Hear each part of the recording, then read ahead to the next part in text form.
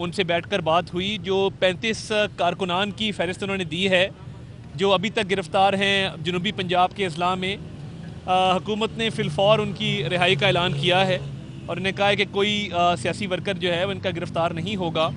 उस हवाले से वो उनकी रिहाई के तमाम अहकामात जारी कर दिए गए हैं।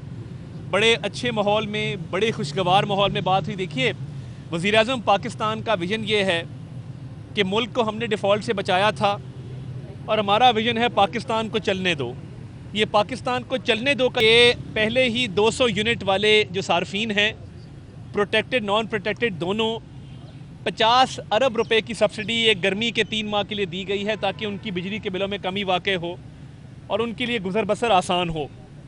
और देखिए, मुल्क को डिफ़ॉल्ट से बचाना बड़ी जान जोखों का काम था। 2018 में हम तो महंगाई 4% पे छोड़ के गए थे, मगर जिन हालात में ये मुल्क की भागदौड़ हमें मिली, ये आसान काम नहीं था। मुल्क को डिफ़ॉल्ट से बचाया है, IMF का मुआहदा तय पा गया है। उम्मीद करते हैं कि ये जो इक़दामात लिए जा रहे हैं, FBR की डिजिटाइजेशन है, प्राइवेटाइजेशन है, निजकारी है, जो स्टेट ओन्ड एंटरप्राइजेज़ है, इनकी हुकूमत के खराजात को कम करने की कोशिश की जा रही है। तनख्वाह मरात नहीं ले रही काबीना। उसके अलावा जो PWD को ख़त्म किया गया है, महकमों की short down sizing, right sizing की जा रही है, तमाम इक़दाम लिए जा रहे हैं।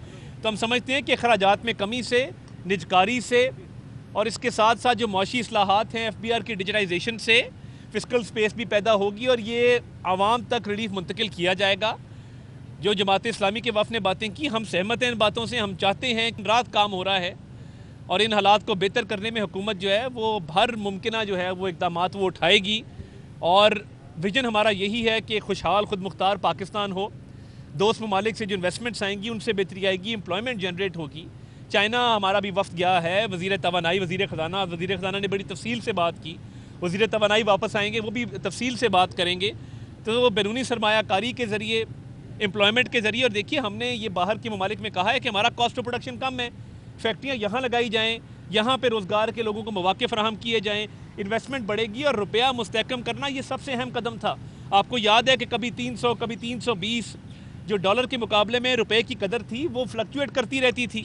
डिफ़ॉल्ट से बचाने के बाद अल्लाह का शुक्र है कि रुपया मुस्तहकम हुआ है, उससे एक्सपोर्ट में मदद मिलेगी, उससे महंगाई कम होगी। उम्मीद करते हैं कि इंटरनेशनल मार्केट में अगर ऑयल की प्राइसेस कम रहीं तो तेल की मद में भी रिलीफ सामने आएगा। ये तमाम चीज़ें डिस्कस हुई हैं।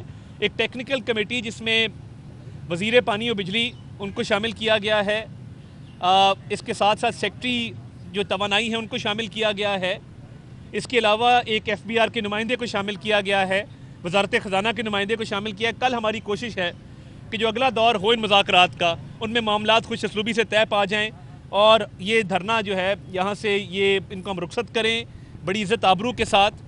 और मामलात के हवाले से हम सारे पाकिस्तान की बेहतरी चाहते हैं।